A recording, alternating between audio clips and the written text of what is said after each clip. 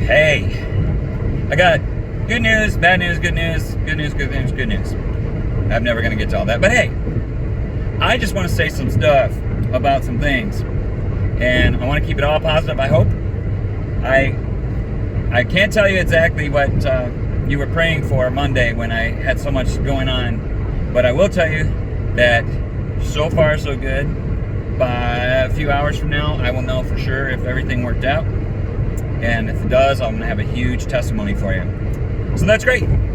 Also, I've been friends with this guy for a long time, but I haven't ever had a chance to do anything, like go hang out or go to dinner or whatever the crap.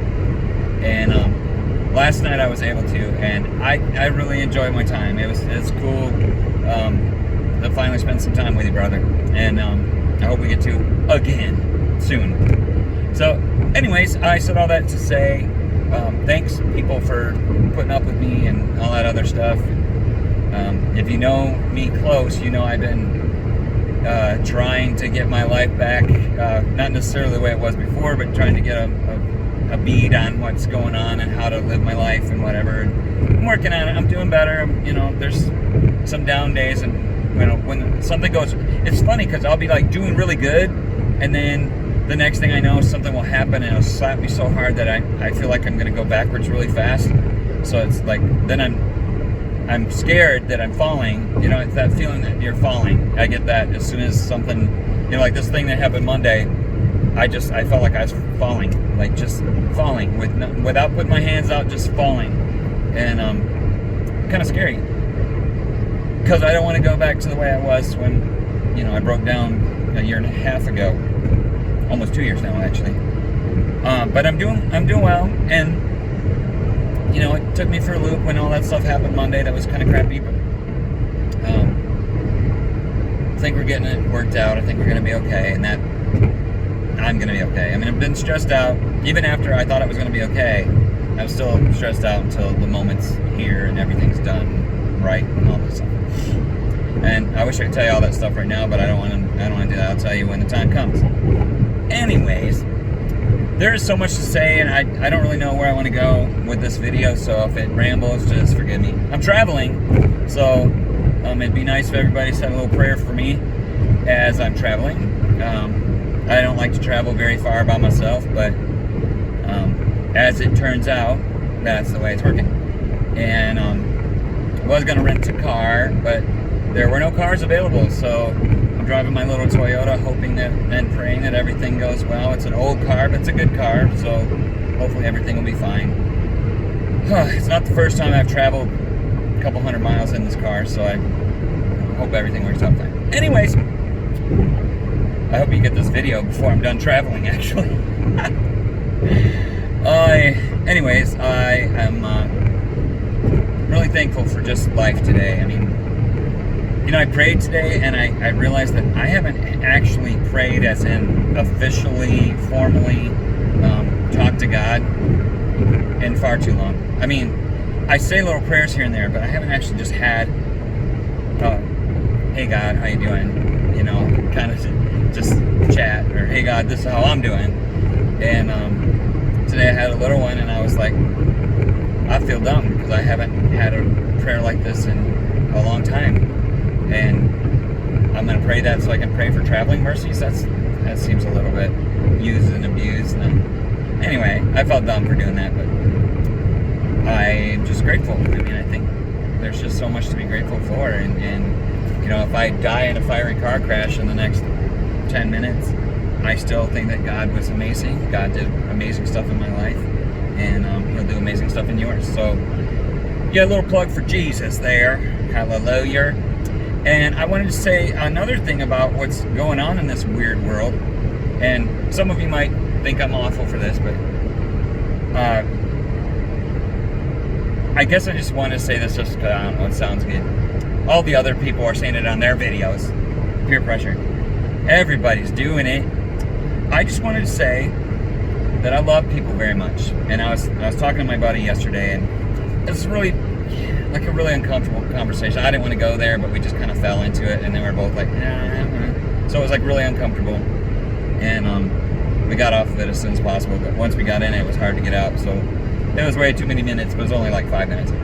But we were talking about crimes that people commit and mental illnesses. And without going into too much detail, because I don't want to go there, I just want you to know that as a Christian and as a pastor, it doesn't matter what you've done or where you've been. I will visit you in jail.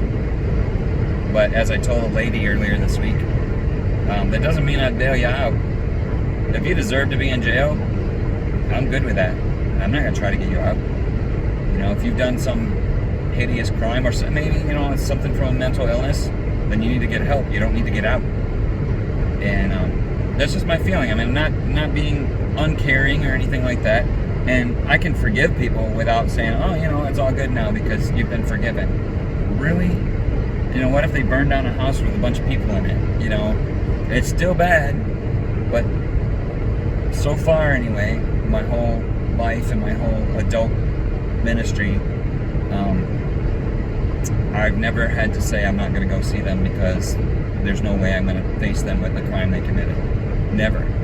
So I know that's a God thing, it's not a weight thing, so I'm not bragging, I'm just saying God's good, and I know when I'm supposed to do something that God will help me through it. But I've only had like 2 or 3 situations where I really wanted to not visit these people in jail because it was uncomfortable and I didn't like what they did, I didn't like them, but I knew I needed to, and you know, the love of God fell on me, and I knew it was the right thing to go, and it, you know, actually turned out reasonably okay. But we're talking about people who commit crimes and do bad things. Also, so yeah, I would be there for you people. You could tell me anything in the world, but you know, if you get arrested for a crime that you did commit and it was a crime, actual crime, yeah, I'm not going to recommend that you get out. I might, you know, I mean, I've spoken at people's trials before and, you know, given the character reference or whatever, but I'm not going to lie about it. You know, like recently I had somebody that wanted me to talk for them at a job, before a job interview. They wanted me to give them a reference, and I did, but I told them right away, I'm not going to lie, so I hope they don't ask me certain questions, but I'll tell them, I'll do the talking so they can't go there. And I said all the good things I could think of, which there were many, and I didn't say any of the bad things. So I can find the good in people pretty much always, but especially if you're my friends. So doors open there. The other thing was, and I want to say this fast because I only got a couple minutes left. Yesterday, I looked at a video, maybe the day before, I looked at a video of this woman, and she's a big old woman too, and she's wild and rowdy. I think I posted it online, so you should be able to go back and see it. But she's fighting with police, and they're trying to arrest her, and she's a big old woman, and she hauls off and punches this policeman right in the face. And he hasn't done anything violent to her. He's like they're trying to arrest her.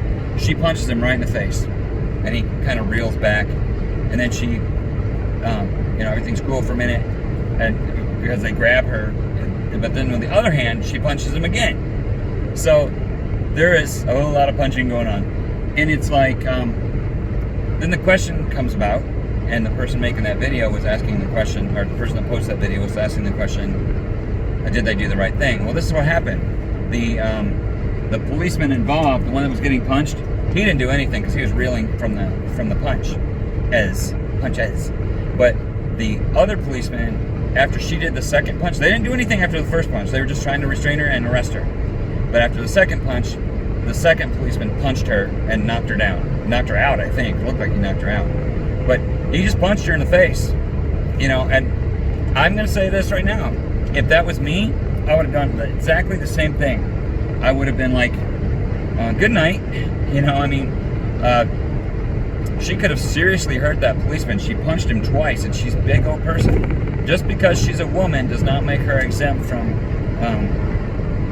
that, as far as I'm concerned. So, you can let me know how you feel about that, but please do it in the private section. I don't really want to have that kind of discussion out in the open because everybody wants to fight.